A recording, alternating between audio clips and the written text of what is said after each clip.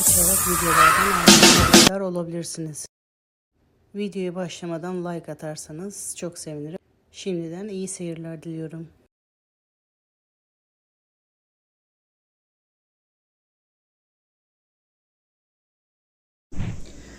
Merhaba arkadaşlar, kanalıma hoş geldiniz. Bugün sizlerle bu runner modelini yapacağız. Bu modelin adı çilek model olarak da geçiyor, ananas model olarak da geçiyor.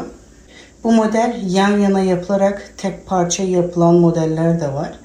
Ben yan yana yapılan modelleri bu iple denedim. Benim ipimle hoş durmadı. Bu yüzden şerit olanını denedim. Şerit daha hoşuma gitti. Ben suplasız kullanılacağı için geniş yaptım. 3 sıra yaptım. Eğer bunu supla ile kullanmayı düşünüyorsanız daha dar da yapabilirsiniz. Benim ipimle 3 şeritle masayı bu kadar kapladı ama sizin ipinizde daha dar da olabilir. Suplayla hesaplayarak o şekilde de yapabilirsiniz. Ben suplasız kullanacağım için bu şekilde geniş yaptım. Bu modeli isterseniz bu şekilde sarkarak kullanabilirsiniz.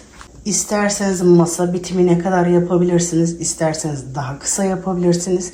İsterseniz masa bitimine kadar yapıp püskülleri de sarkıtabilirsiniz.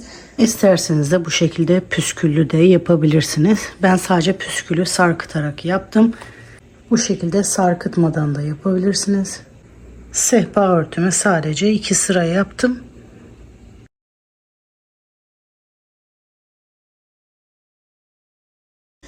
Runner'da bu şekilde bir tek motifin sarkmasını tercih ettim. O yüzden püskül takmadım. Püskül de takarsam sandalyenin üstüne geliyordu. Bu şekilde daha gözüme hoş göründü. Ama sizin dediğim gibi siz istediğiniz şekilde tercih edebilirsiniz. Sehpada da püskülün sarkmasını tercih ettim. Ya da daha da kısa yapıp püskül de sehpanın üstüne gelecek şekilde de yapabilirsiniz. Bu sarkan modelde hem bir motifin sarkması hem de püskülün sarkması hoş durmuyordu. Eğer bunu yatak örtüsü de yapmayı düşünüyorsanız hem bir motif hem de püskül ucuna eklerseniz yatakta da ikisi birden de hoş duracaktır. Bu modelden tek sıra yapıp fular olarak kullanabilirsiniz. Bu şekilde birkaç sıra ekleyip omuz şalı yapabilirsiniz. Tabi bunların ucuna püskül de ekleyebilirsiniz. İsterseniz daha çok sıra ekleyerek yatak örtüsü de yapabilirsiniz. Yatak örtüsünde de hoş duracağını umuyorum. Her alanda kullanabilirsiniz. Bu modeli yaparken ben %100 koton ip kullandım. Yurt dışında yaşadığım için yabancı marka ip kullandım. Türkiye'de buna benzer ipleri ben Instagram hesabımda öne çıkanlar bölümünde ip yazan bölüme ekledim. Oradan bakabilirsiniz. Bu modeli isterseniz makrome ipiyle de yapabilirsiniz. İstediğiniz ipi kullanabilirsiniz. Ben koton kullandım. Eğer fular yapmayı düşünüyorsanız bu şekilde farklı ipler de kullanabilirsiniz. Ben bunu size göstermek için kısa bir yaptım. Bu şekilde tek sıra yapıp fular olarak da kullanabilirsiniz. Bu da akrilik ip. Normal battaniyelerde, yastıklarda kullandığım ip. Bu şekilde istediğiniz ipi kullanabilirsiniz. Runner yaparken ben 4 mm tığ kullandım. Şimdi bu sehpa örtüsü olacak. Bunun motifleri bir tık daha büyük olması için sehpaya 3 sıra sığmıyor. Benim sehpam bu masaya göre dar. 3 sıra sığmıyor. 2 sıra yapınca da bayağı dar oluyor. O yüzden motifi biraz daha geniş tutabilmek için bu sefer tığ numarasını büyütünce aradaki farkı görüyorsunuz. Şimdi sehpa örtüsü yapıyorum ben. 5,5 mm tığ kullanıyorum. Siz elinize hangisi yatkın, hangisi gözünüze hoş görünüyorsa siz o numarayı kullanabilirsiniz. Aradaki farkı görüyorsunuz. Bu 4 mm, bu 5,5 mm. Aradaki farkı görüyorsunuz. İpimin arkasındaki ölçüleri de sizlere söyleyeyim. İp alırken belki bu ölçüler kalınlığını öğrenmek için işinize yarayacaktır. Gram olarak 397 gram var. Metre olarak 610 metre. 610 metrede 397 gram ip var. Normalde bu 5 milimetre ile örülüyormuş. Ben bunu 4 ile yaptım. Şimdi yapacağım da 5,5 milimetre ile yapıyorum. Bu runner'ın ölçüsünü ben şu şekilde söyleyeyim. Standart ölçü yapmadım. Masamın uzunluğunca yaptım. Bir de ekstra böyle bir motif sarkacak şekilde yaptım. Bu modele de yaklaşık bu şekilde 2 adet, belki 2'den biraz daha fazla gitmiş olabilir. Çünkü yarım da kullanmıştım. 1-300 litre falan gitmiştir.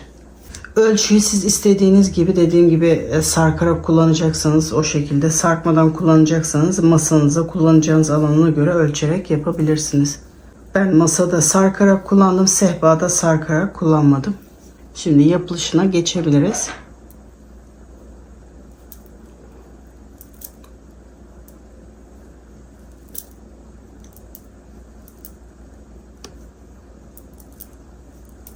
Beş zincir çektim. İlk zincire batıyorum. Halkamı oluşturuyorum. Zincirin içinden ipimi alıyorum. Diğer ipin içinden geçiriyorum. Halkamı oluşturuyorum. 3 zincir çekiyorum. Toplamda 3 trabzan yapacağım. Bu benim 3 çektiğim zincir ilk trabzanım sayılıyor. 1 2 ve 3. 2 zincir çekiyorum. Tekrar tığıma doluyorum. Aynı halka içinde 3 tane daha trabzan yapıyorum.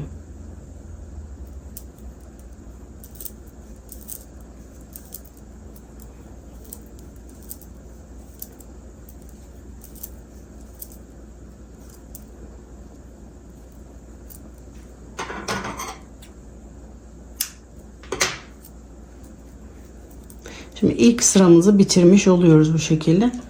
3 zincir çekiyorum.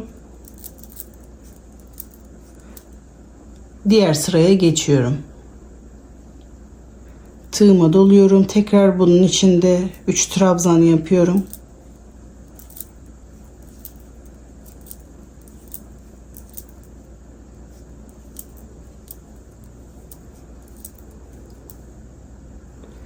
İki zincir çekiyorum. Tekrar 3 tane daha trabzan yapıyorum burada.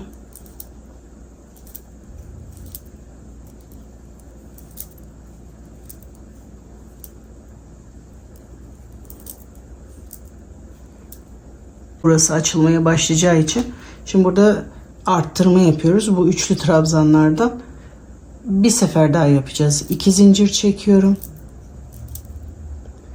Aynı delikte 3 tane daha trabzan yapıyorum.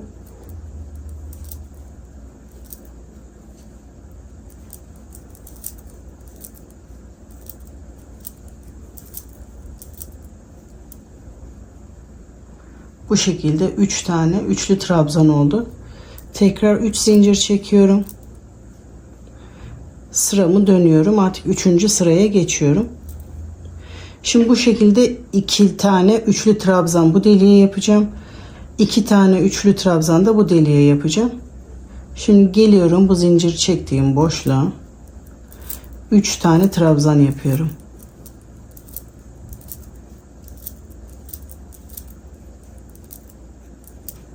Birinci üçlü trabzanımı bitirdim. 2 zincir çekiyorum. Tekrar tığımı doluyorum. Bu boşlukta 3 trabzan daha yapıyorum.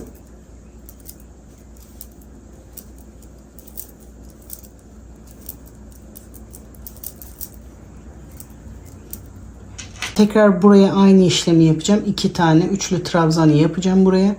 Hiç zincir çekmeden tığımı doluyorum. Diğer boşluğa gidiyorum.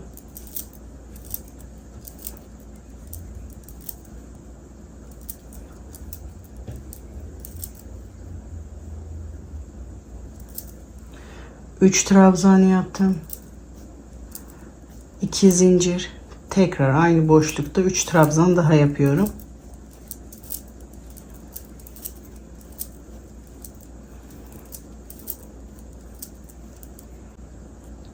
Şimdi bu sırada bitti. Diğer sıraya geçiyoruz.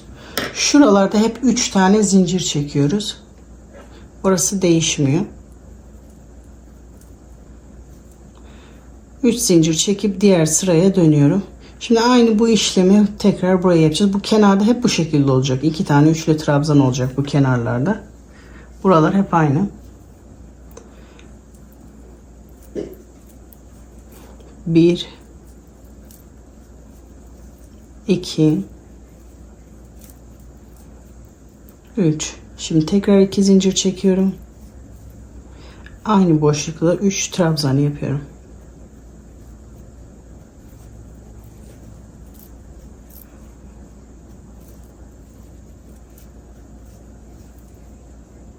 Şimdi bu arada bayağı bir mesafe oldu.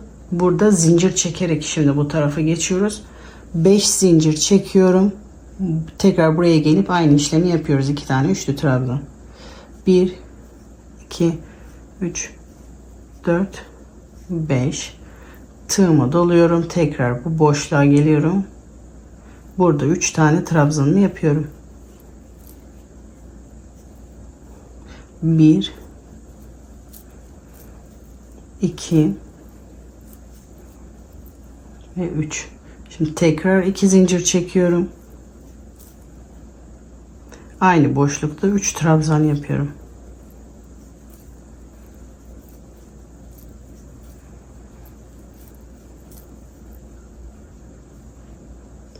Şimdi 3 zincir çekiyorum. Tekrar diğer sıraya dönüyorum. Şimdi şuraya kadar yaptık. Artık çileğin başlangıcına başlıyoruz. Tığıma doluyorum. Tekrar aynı işlemi yapıyorum. Boşlukta 2 tane üçlü trabzan yapıyorum.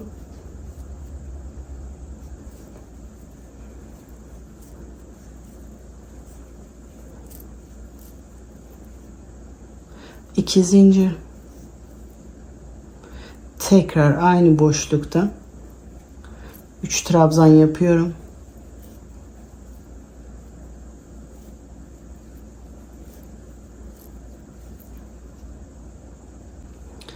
Beş zincir çekiyorum. 1 çektim. 2 3 4 5 tığımı doluyorum. Bu zincirin ortasında bir trabzan yapıyorum. 2 zincir çekiyorum. Tekrar bu trabzanın yanında bir trabzan daha yapıyorum.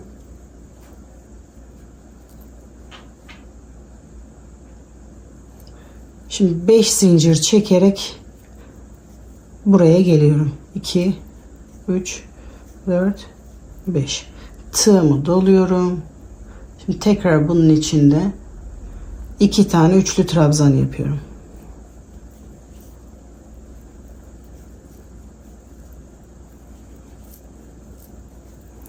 Üç, 2 zincir çekiyorum.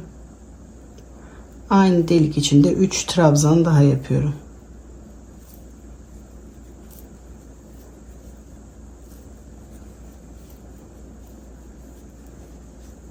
Dediğim gibi bu kenarlar hep aynı olacak. 3 zincir çekerek diğer sıraya başlıyorum. Aynı şekilde boşlukta 2 sefer üçlü trabzanımı yapıyorum.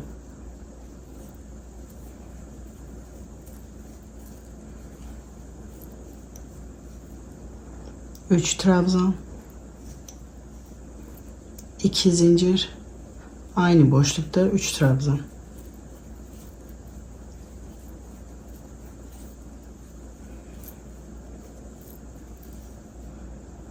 Beş zincir çekiyorum. 5 zincir çektim. Bu diğer sırada yaptığım 2 trabzan arasında boşlukta bir trabzan yapıyorum. 5 zincir çekiyorum. Tekrar tığımı doluyorum. Bu trabzanın yanında bir trabzan yapıyorum. Bu şekilde diğer sırada 2 zincir çekmiştik arada. Şimdi burada 5 tane zincir çekiyorum. Şimdi 5 zincir çekerek aynı bu tarafı yapıyoruz. 5 zincir, 3 trabzan,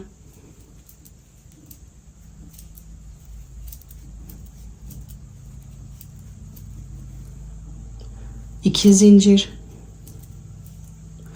3 trabzan.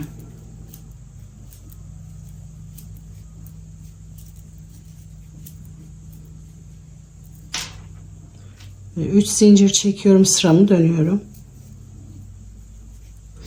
Aynı işlemi burada tekrar yapıyoruz. 3 trabzan, 2 zincir, 3 trabzan.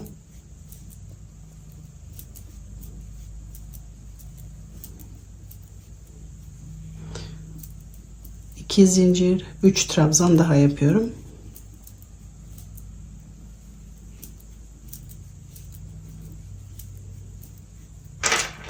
Şimdi 5 zincir çekiyorum. Şimdi bu zincir arasına toplamda 10 tane trabzan yapacağım.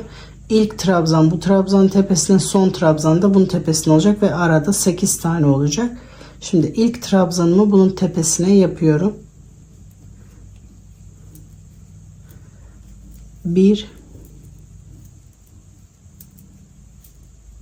2 3 4 5 6 7 8 9 ve 10'uncuyu bu trabzanın tepesine yapıyorum.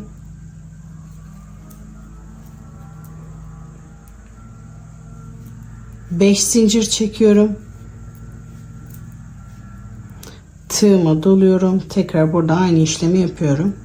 3 trabzan, 2 zincir, 3 trabzan. Bu kenar hep aynı şekilde devam ediyor.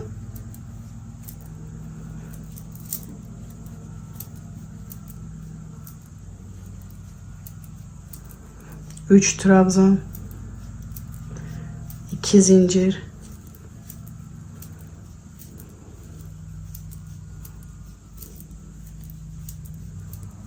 ve 3 trabzan, 3 zincir çekerek sıramı dönüyorum. Aynı işlemi tekrar burada yapıyoruz. 3 trabzan,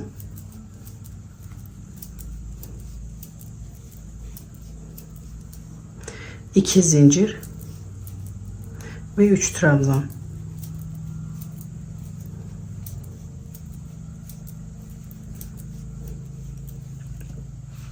Şimdi 5 zincir çekiyorum.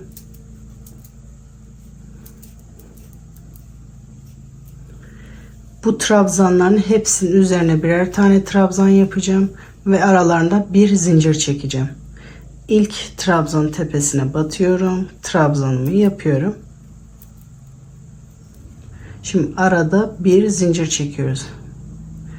Tekrar sıradaki trabzanın tepesine batarak trabzanımı yapıyorum. Arada bir zincir çekiyorum. Sırayla hepsinin üzerine birer trabzan, birer zincir yaparak hepsinin üzerine tamamlıyoruz.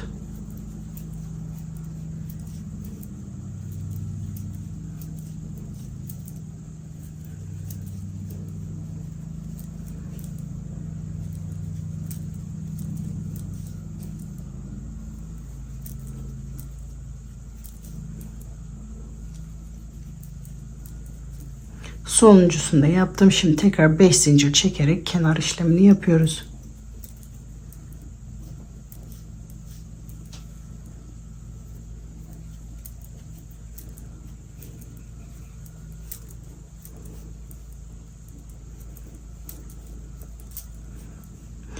Üç trabzan, 2 zincir ve 3 trabzan.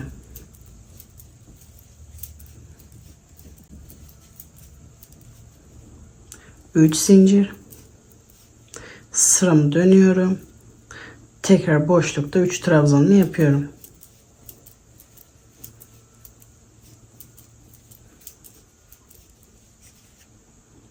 İki zincir, 3 trabzan,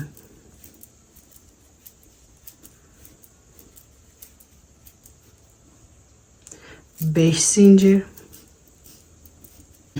Artık bu trabzan aralarının 3 zincirli yerleri yapacağız. Şimdi 2 trabzan arasına, bakın bu ilk trabzan, bu da ikinci, arasındaki boşluğa, yani bir zincir çektiğimiz yere bir sık iğne yapıyorum. Buraya zincirimi sabitliyorum. 3 zincir çekiyorum. Sıradaki 2 trabzan arasındaki bir zincirin üzerine bir sık iğnemi yapıyorum. Şimdi bu sırada hep 3 zincir. Her boşluğa bir sık iğne. 3 zincir. Aradaki sıradaki boşluğa bir sık iğne. 3 zincir. Aradaki boşluğa bir sık iğne. Bu şekilde sıra sonuna kadar yapıyoruz. Aşağıda 10 trabzan vardı. Şimdi bu zincirleri yapınca toplamda 8 tane zincir oluyor.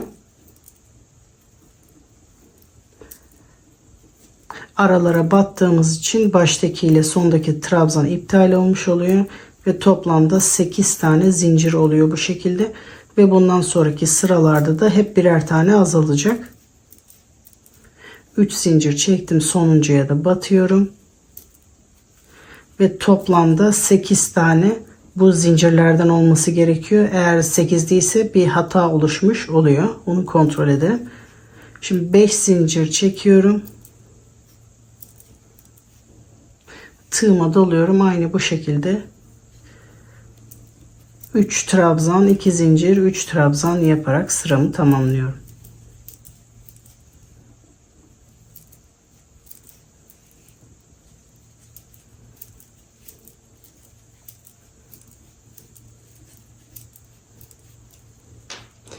Üç zincir çekiyorum. Sıramı dönüyorum. Aynı şekilde 3 trabzan, 2 zincir, 3 trabzan yapıyorum.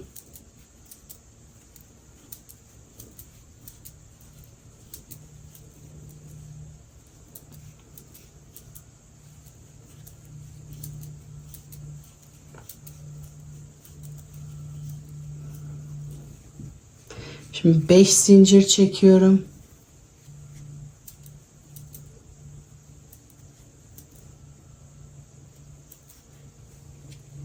Bu diğer sırada yaptığımız 3 zincirlerin ilkinin içine bir sık iğne yapıyorum.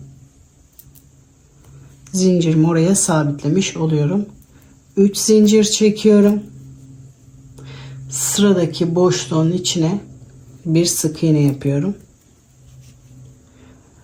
3 zincir çekiyorum. Sıradaki boşluğun içine bir sık iğne yapıyorum. 3 zincir çekiyorum.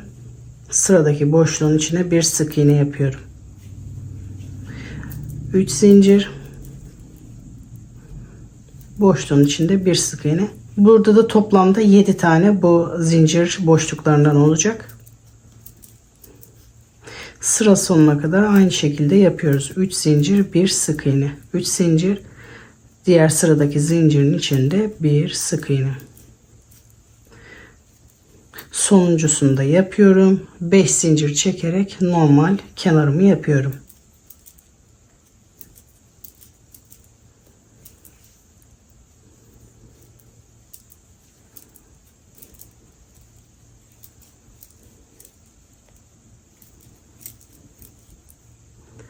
İki zincir ve 3 trabzan.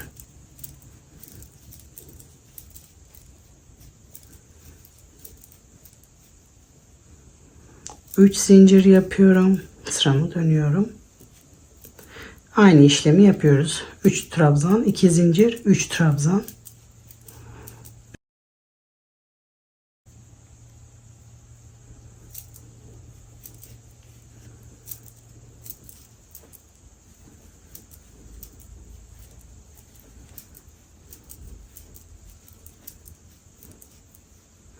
Beş zincir çekiyorum. Aynı diğer sırada yaptığım gibi ilk boşluğun içine batarak zincirimi oraya sabitliyorum. 3 zincir, sıradaki boşluğun içinde bir sık iğne. 3 zincir, sıradaki boşluğun içinde bir sık iğne. 3 zincir. Bu şekilde sıra sonuna kadar yapıyoruz. Şimdi bu sırada da toplamda 6 tane olması gerekiyor.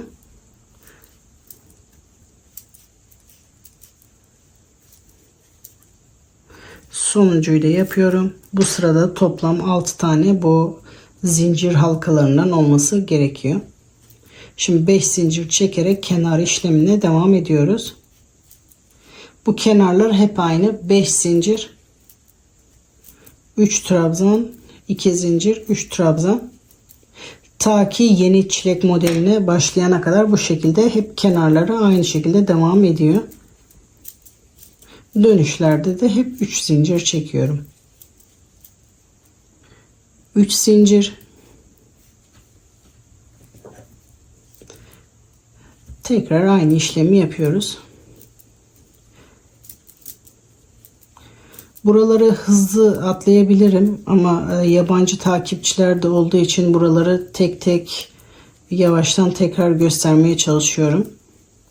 Onlar bakarak yaptığı için yavaş yavaş göstermeye çalışıyorum. 5 zincir çekiyorum.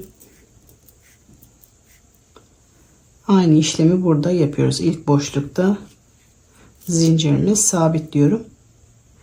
3 zincir çekerek sıradaki boşluğa sık iğnemi yapıyorum. Sıra sonuna kadar aynı bu şekilde yapıyoruz. 3 zincir, 1 sık iğne. 3 zincir, 1 sık iğne ve bu sırada da toplamda bu halkalardan 5 tane oluyor. Bir sıra daha yaptıktan sonra artık bu yeni çileğe başlıyoruz buradan. Yavaş yavaş bunu bitiriyoruz. Yeni çileğe de buradan başlıyoruz. Şimdi bir sıra daha yapacağız ondan sonra. 5 zincir. Aynı şekilde kenar işlemini yapıyoruz.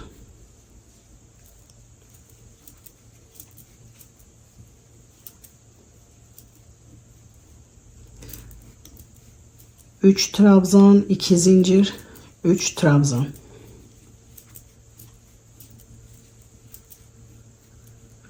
Üç zincir çekiyorum. Tekrar kenar işlemini aynı şekilde yapıyorum.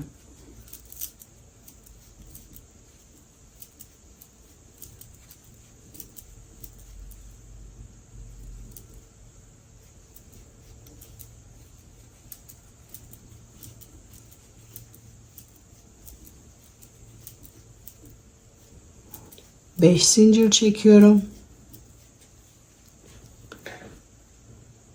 İlk boşluğa sık iğne yaparak zincirimi oraya sabitliyorum. 3 zincir çekiyorum. Sıradaki boşluğa sık iğnemi yapıyorum. Sıradaki boşluğa sık iğnemi yapıyorum. 3 zincir.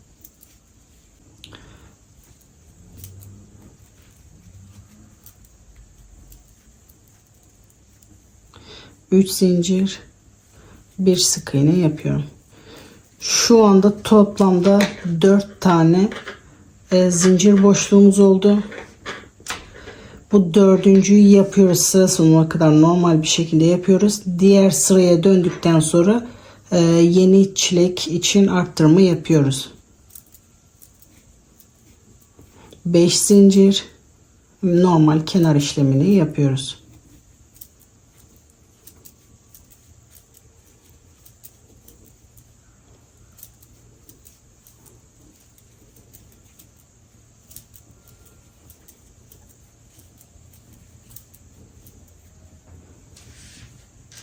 Normal kenar işlemini yaptım. 3 zincir çekerek diğer sıraya döndüm. Ben modeli yüzü olarak şu kısmını baz alıyorum. Şu trabzanların düz göründüğü yere ben yüzü olarak sayıyorum. Yüzünü dönüyoruz. Şimdi burada 4 tane zincir var. Şimdi bu yeni sırayı yapacağım. 3 tane olacak. Bu ilk dönüşte arttırmayı yapacağız. Bu üçlü trabzanlardan normalde 2 tane yapıyorduk. Bu sefer 3 tane üçlü trabzan yapacağız. Aynı bu başlangıçtaki gibi 3 tane üçlü trabzan olacak. Eğer bu dönüşte olmuyorsa modelde bir hata vardır demektir. Bu 4 tane zincir olacak ve tersi dönüşte yapıyoruz. Şu kenardan da sayalım istiyorsanız. Bu ilk sırayı saymıyorum. İlk yaptığım şu kenar zincirini sayarak hangisinde başladığımızı söyleyeyim. 1, 2, 3, 4, 5, 6. 7.'yi dönerken bu işlemi yapıyoruz.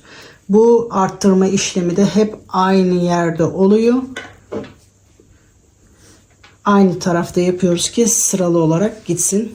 Şimdi normal 3 zincirimi çektikten sonra normal üçlü trabzanımı yapıyorum.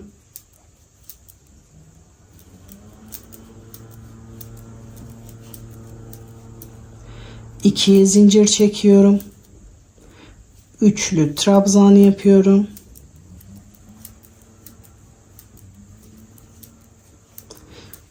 Şimdi ikinciyi yaptım. Şimdi 2 zincir çekiyorum.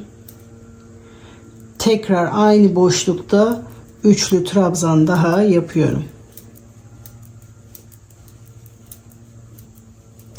Bakın toplamda 3 tane üçlü trabzan, 2 tane 2 zincir boşluğu oluşmuş oldu ve burada artık yeni çilek modeline başlayacağız. Burada da artık keseceğiz. Bu başlangıç burası. Artık buradan sonrası aynı şekilde devam edecek. Sadece bir taraftan da diğer tarafı kesmiş olacağız. Diğer çileği. Şimdi 5 zincir çekiyorum. İlk boşluğa batarak bir sık iğnemi yapıyorum. Normal üçlü zincirlere devam ediyorum. 3 zincir. Bir sık iğne. 3 zincir. Ve bir sık iğne. Şimdi de bu sırada toplamda 3 tane bu üçlü zincir boşluğu oluştu. Artık yavaş yavaş azalıyor. Artık bu kenarda normal. Diğer kenarlarda yaptığım gibi 5 zincir, üçlü trabzan, 2 zincir, üçlü trabzan olarak devam ediyoruz. 3 zincir, 3 trabzan, 2 zincir,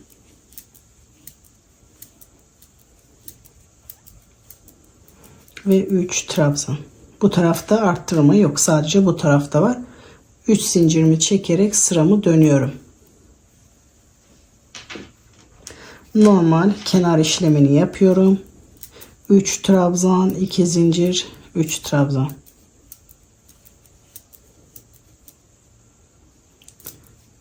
İki zincir ve 3 trabzanımı yapıyorum. 5 zincir çekerek modele devam ediyorum. İlk boşluğa gelerek bir sık iğnemi yapıyorum. 3 zincir, bir sık iğne. 3 zincir, bir sık iğne. 5 zincir çekerek devam ediyoruz. Tığımı doluyorum. Sıradaki boşluğa gelerek trabzanlarımı yapıyorum. Bu sırada da toplam 2 zincir boşluğumuz oldu. Şimdi burada şu başlangıçta yaptığımız gibi 2 sefer bu dörtlü trabzanlardan yapacağız. Arada zincir yok. Şimdi 3 zincir, 3 trabzan, 2 zincir, aynı boşlukta 3 trabzan,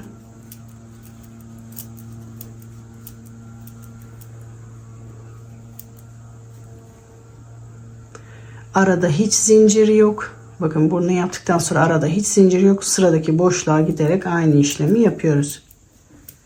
3 trabzan,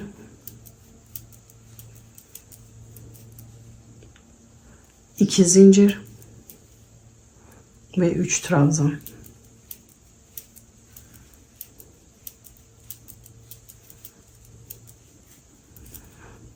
Bu şekilde 3 zincir çekerek sıramı dönüyorum.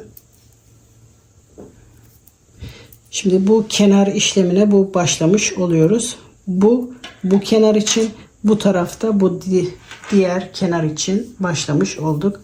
Şimdi 3 zincir, 3 trabzan, 2 zincir, 3 trabzan olarak aynı kenar işlemini yapıyoruz.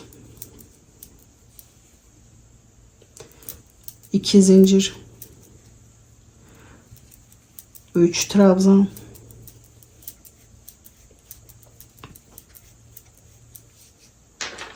şimdi bu diğer tarafa gelebilmek için çok mesafe oldu. Aynı buradaki gibi. Buradan çilek modeline başlıyoruz. 5 zincir çekerek diğer tarafa geçiyoruz. 5 zincir. Bakın bu diğer boşluğa gelerek normal 3 trabzan, 2 zincir, 3 trabzan kenar işlemimizi yapıyoruz.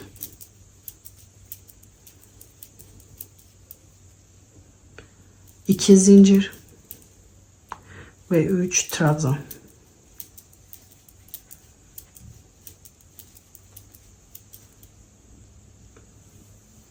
Şimdi aynı bu işleme devam ediyoruz. 5 zincir,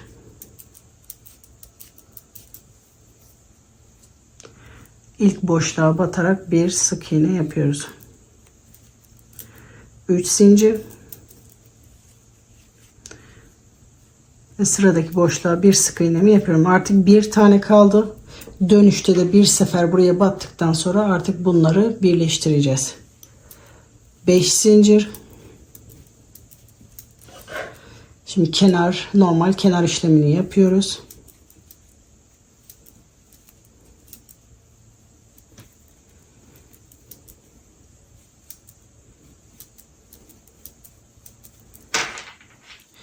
İki zincir ve 3 trabzan.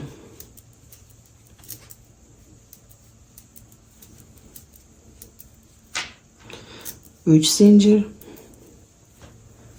Tekrar normal kenar işlemini yapıyorum.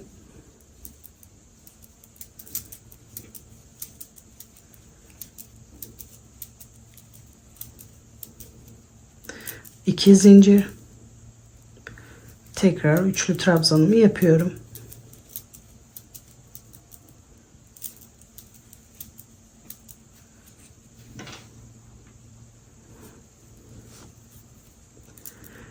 Beş zincir. Ve son olarak bu tek kalan boşluğun içine bir sık iğne yapıyoruz. Bakın sonuncuya sadece bir sık iğne yapıyoruz. Tekrar 5 zincir yaparak buraya geliyoruz. Normal kenar işlemimizi yapıyoruz buraya.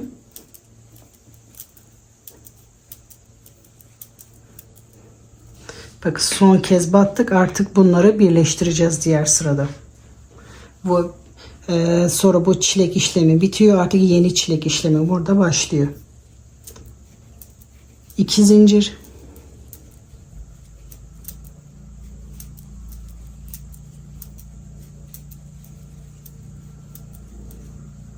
Üç trabzan. Şimdi 5 zincir çekerek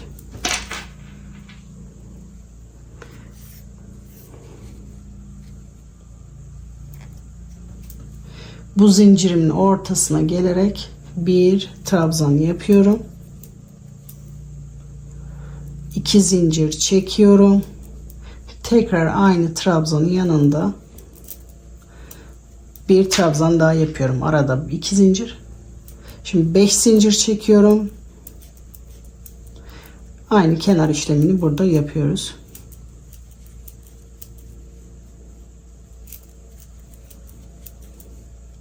İki zincir ve tekrar 3 trabzan yapıyorum.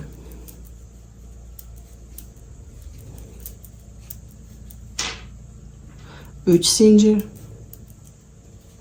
sıramı dönüyorum. Artık aynı bu başlangıçtaki gibi burası devam ediyor.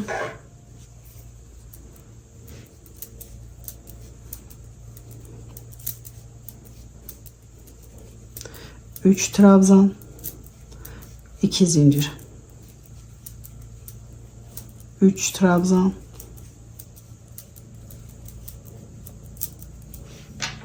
şimdi 5 zincir çekiyorum. Bu diğer sırada yapmış olduğum trabzan arasındaki 2 zincirin içine bir trabzan yapıyorum. 5 zincir çekiyorum. Tekrar aynı boşluk içinde bir trabzan daha yapıyorum. Tekrar 5 zincir çekiyorum. Diğer tarafa geliyorum. Aynı kenar işlemini buraya yapıyorum.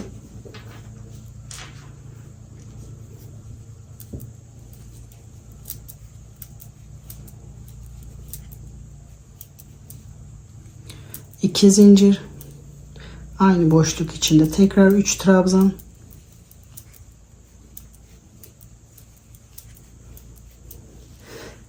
Şimdi burada artık batacak yer kalmadı. Bakın hiç zincir çekmiyorum. Tığıma doluyorum.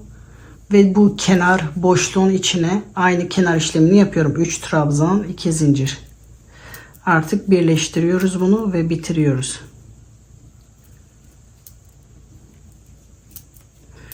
Üç trabzan 2 zincir ve 3 trabzan.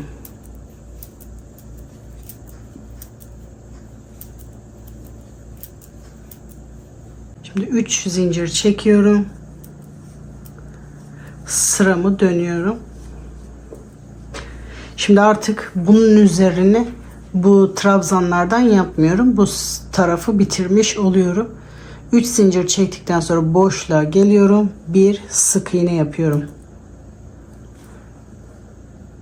Sonra tığıma doluyorum. Normal kenar işlemini buraya devam ediyorum. Bakın hiç zincir çekmiyorum. Tığıma doluyorum. 3 trabzan.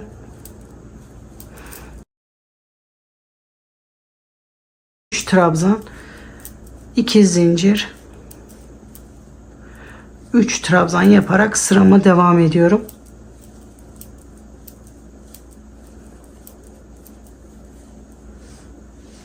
Şimdi bundan sonra bakın burası bitmiş oldu artık. Bu taraftaki çilek modeli bitiyor. Artık buna başlıyoruz. Bundan sonrasını anlatmama gerek yok. Aynı bu şekilde devam ediyoruz. Buradaki gibi. Bunu tekrar ederek devamını yapabilirsiniz. Bundan sonrası hep aynı bu şekilde yapmak istediğiniz uzunluğa kadar devam ediyor. Bunu yapmak istediğiniz uzunluğa kadar yapıyoruz. Yapmak istediğimiz uzunluğa kadar yapalım. Son motifte sadece şu arttırma yerine gelince orada duralım ve orada da bitiş kısmını göstereyim. Örneğin şuraya kadar bu 4 tane zincir yaptıktan sonra hani dönüşte çoğaltma yapmayalım. Normal daraltma olarak devam edeceğiz. Şu kısma kadar son motifin bu kısmına kadar yapalım. Yapmak istediğimiz uzunlukta. Ondan sonra bu Şimdi uç kısmını göstereyim. Az önce bahsettiğim gibi normalde burada yeni çilek modeline başlıyorduk. Şimdi ben aynı sıraya geldim. Burada çoğaltma yapmayacağız. Artık motifi yavaş yavaş bitireceğiz. Burası son motif. Videoyu çok uzatmamak için ben böyle kısa gösterdim ama siz bunu büyütmek istiyorsanız dediğim gibi şu kısmı tekrar ediyorsunuz. İstediğiniz boyuta gelene kadar yapıyorsunuz. Runner'ı uzatmak için aynı bu modeldeki gibi aynı burayı tekrar ederek modelimizi uzatıyoruz. Şimdi ben bu son motifi göstereceğim. Buradan itibaren artık motif daralıyor. Daha önce dediğim gibi bu trabzanların düzünü 100 olarak baz alıyorum.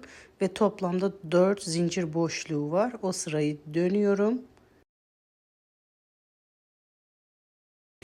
3 zincir çekiyorum. Normal kenarımı yapıyorum.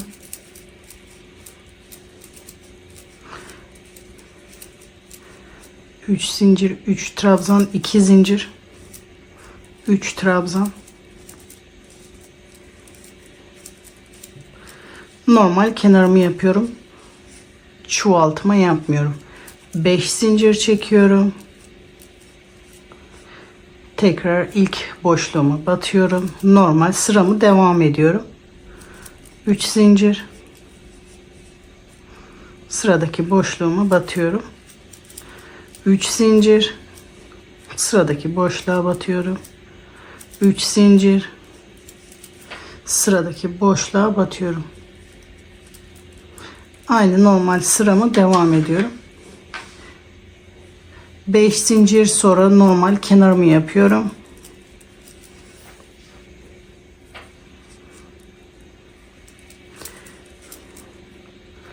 Burayı da aynı şekilde 3 trabzan, 2 zincir, 3 trabzan yapıyoruz.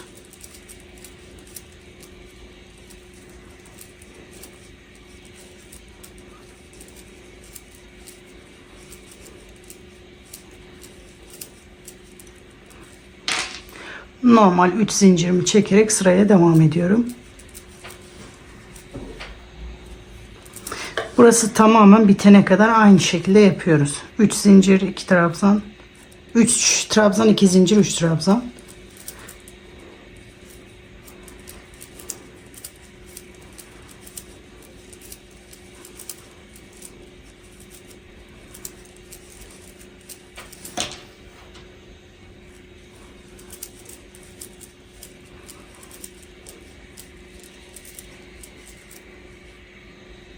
Beş zincir. Normal ilk boşluğa batıyorum. 3 zincir. Sıradaki boşluğa batıyorum. 3 zincir. Sıradaki boşluğa batıyorum. Bakın 2 tane kaldı. Normal 5 zincir çekerek kenarımı yapıyorum. 5 zincir çektim.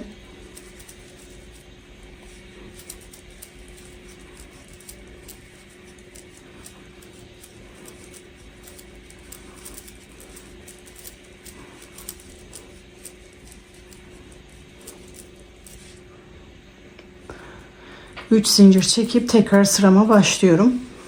Aynı bu şekilde bitene kadar yapıyoruz. Şimdi tekrar kenar işlemini yapıyorum.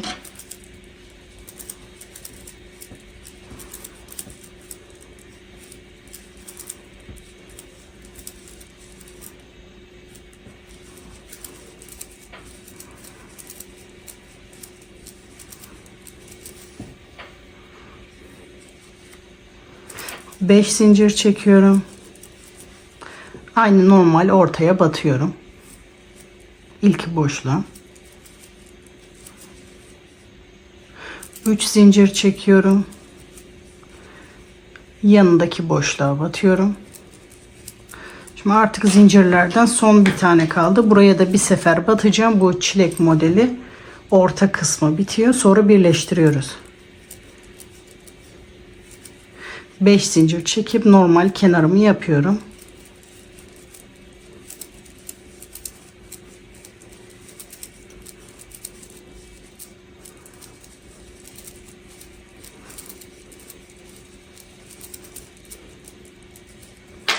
Üç zincir çekiyorum, sıramı dönüyorum.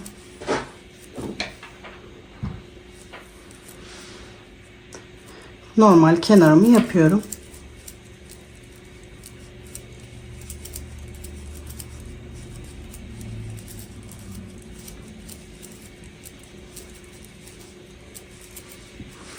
Şimdi 5 zincir çekiyorum. Bu son zincire de batıp sık iğnemi yapıp 5 zincir çekip buraya geleceğim.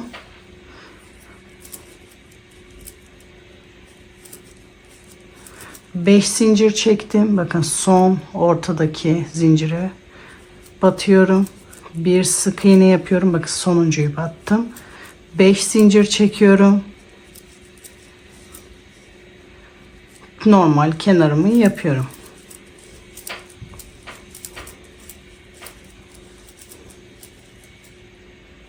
İki zincir çekiyorum. 3 trabzan yapıyorum. Şimdi bu ortaya batma işlemi bitti. Artık bunu birleştireceğiz. Bu sıra bitmiş oluyor. 3 zincir çekiyorum. Sıramı dönüyorum.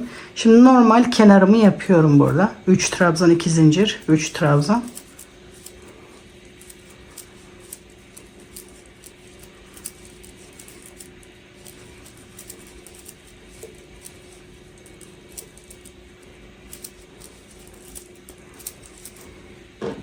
Şimdi hiç zincir çekmiyorum. Bakın hiç zincir çekmiyorum.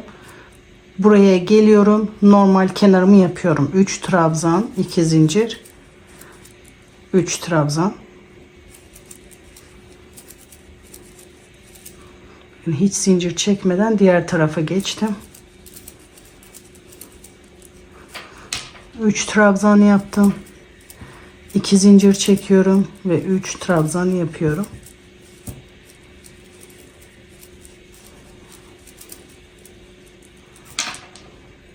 Şimdi artık son sırayı yapıyoruz. 3 zincir çekiyorum. Sıramı dönüyorum. Bu artık son sıra. Bu ortaya batıyorum. Bir sık iğne yapıyorum. 3 zincir çektim, geldim. Bunun ortasına bir sık iğne yaptım. Sonra hiç zincir çekmeden tığımı doluyorum. Bu kenarın ortasına geliyorum. Normal kenar yapar gibi 3 trabzan yapıyorum.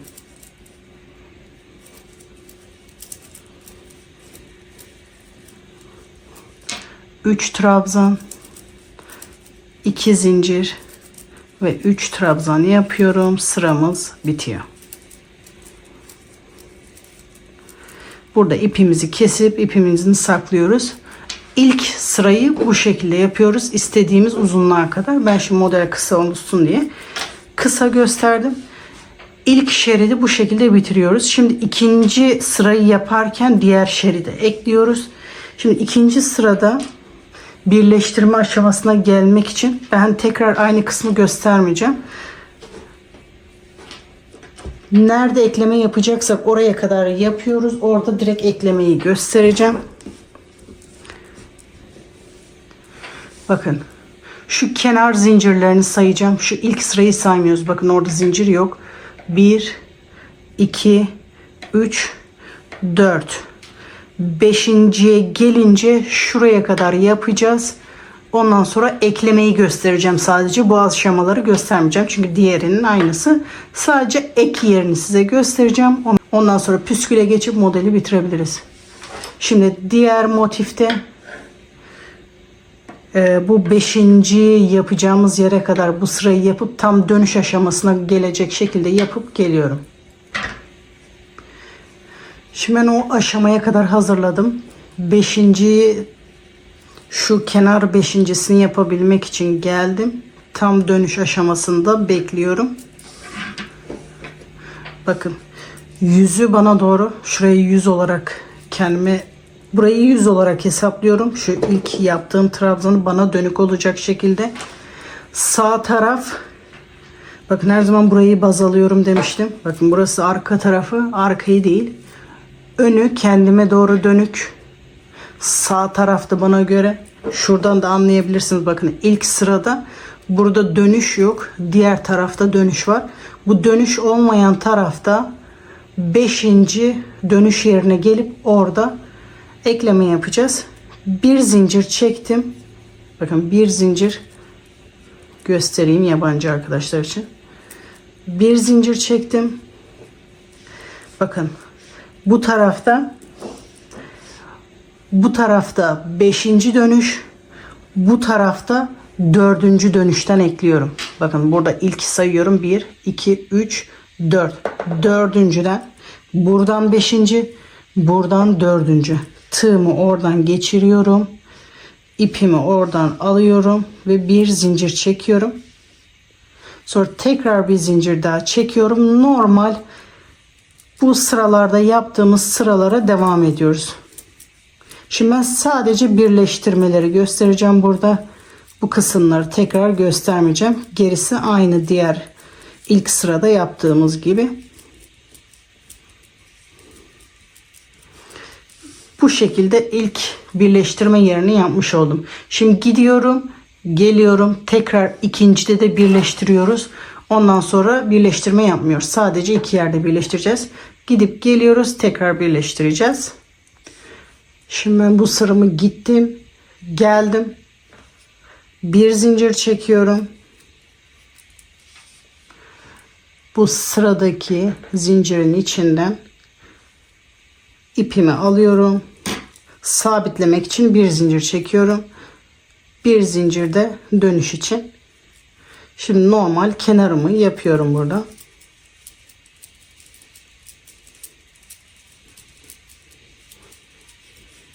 İki zincir, 3 trabzan.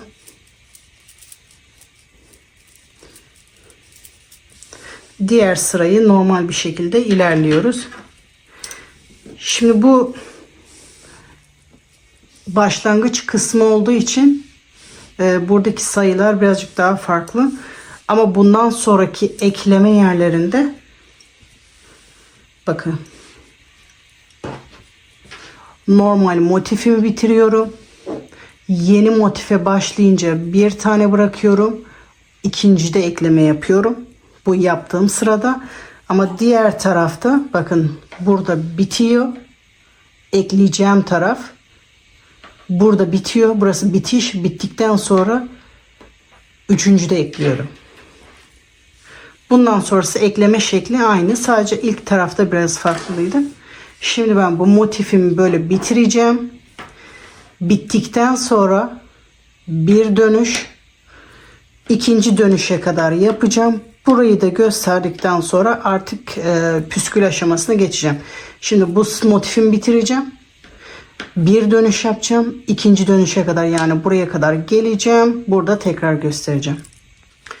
Şimdi ben birleştireceğim yere kadar yaptım. Bunu bitirdim. Bir tane dönüş yaptım. İkinci dönüşte bekliyorum. Şimdi bir zincir çekiyorum. Bu diğer taraftan da bakın burası bitiş kısmı, tam çoğaltma yaptığım yer. Bitiş kısmı, burayı saymıyorum. Bu ortayı saymıyorum. Bundan sonra 1, 2, 3. Üçüncüden, yani bakın tam şu başlangıç kısmının yanındaki üçüncüden tığımı geçiriyorum. İpimi alıyorum. Bir zincir çekerek sabitliyorum. Bir zincirde dönüş için normal, sonra kenarımı yapıyorum.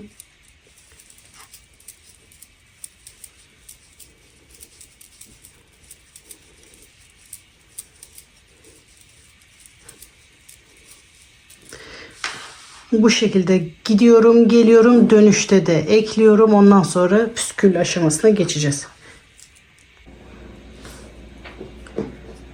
Şimdi gidip geldim. Bir zincir çekiyorum. Sıradaki boşluktan tığımı geçiriyorum. İlmeğimi oradan geçiriyorum. Bir zincir çekiyorum. Sabitlemek için bir zincirde dönüş için tığımı doluyorum. Normal kenarımı yapıyorum.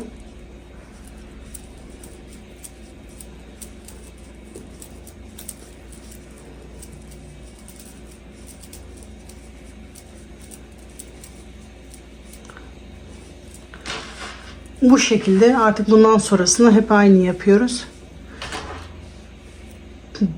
Bu tarafı yaparken normal motifimize devam ediyoruz. Bundan sonra eklerken bakın hep şu anda eklediğimiz gibi oluyor. Bakın.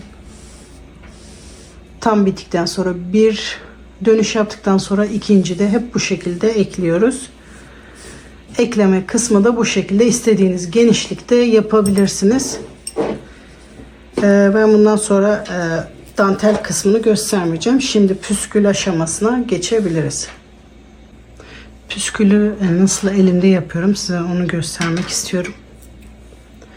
Bir karıştan biraz fazla uzun 2 tane ip kesiyorum. İpi alıyorum. Püskülü yapmak istediğiniz kalınlığa göre sarma sayısı değişiyor.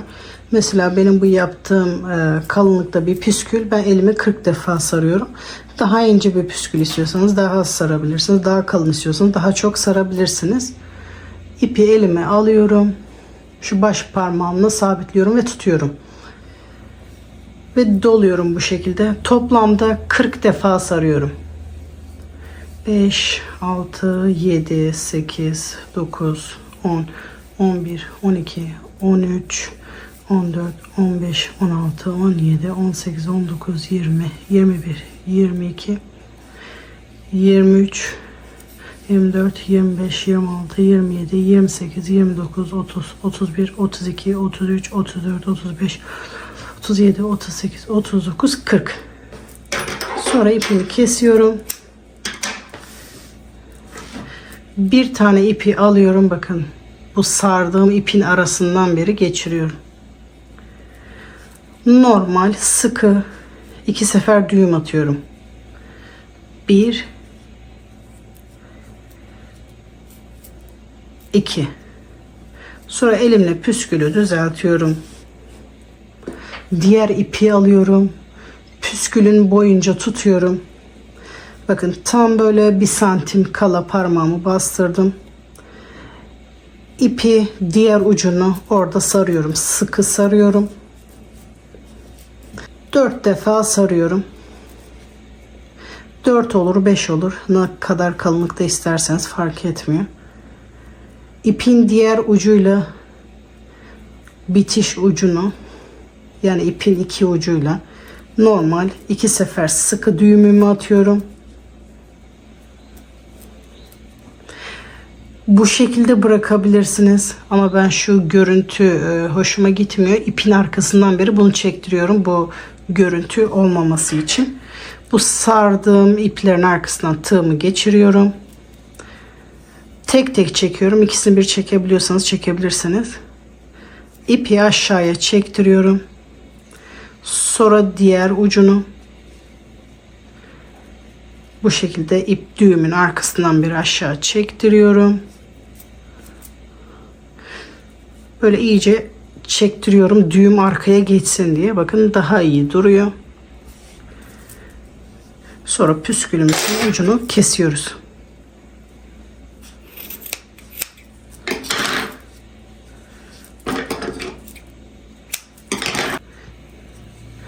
Sonra elimle püskülü düzeltiyorum.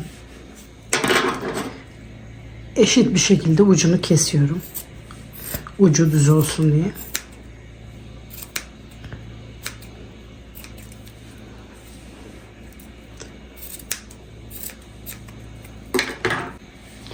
Püskülümüz hazır.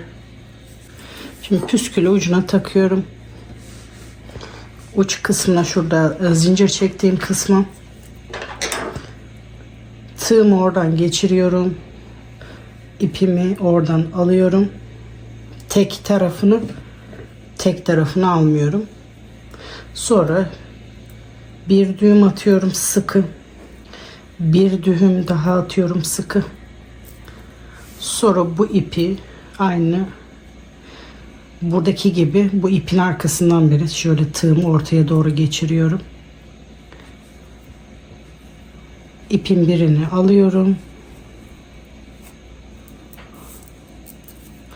Sonra diğerini alıyorum. Şu sardığım ipin arkasından beri geçiriyorum. Eğer püskülden uzunsa fazlalığı kesiyorum. Püskül yapım ve takım aşaması bu şekilde. İsterseniz buraya boncuk da takabilirsiniz. Modelin yapılışı bu kadar arkadaşlar. İsterseniz boncuk takıp bu püskülü yapabilirsiniz. İsterseniz sade de yapabilirsiniz. Modelin yapılışı bu kadar. İstediğiniz renk, istediğiniz ip kullanarak modeli yapabilirsiniz. Bunu makrome ipiyle de yaparsanız gayet çok şık duracaktır. Kanalıma hala abone değilseniz kanalıma ücretsiz abone olabilirsiniz. Videolardan anında haberdar olmak için zile basarak videolardan anında haberdar olabilirsiniz. Videolarımızın daha çok kişiye erişmesi için beğen ve yorum yaparak kanalıma destek olabilirsiniz. Beğen yapıldığı zaman daha çok kişiye erişmiş oluruz. Diğer platformlardaki gibi beğen, yorum yapmak YouTube'da da önemli. Etkileşim alabilmesi için sizlerden ricam bir beğen ve yorum yapmanız. Umarım videodan keyif almışsınızdır. Diğer videolarda görüşmek üzere. Hoşçakalın, kolay gelsin.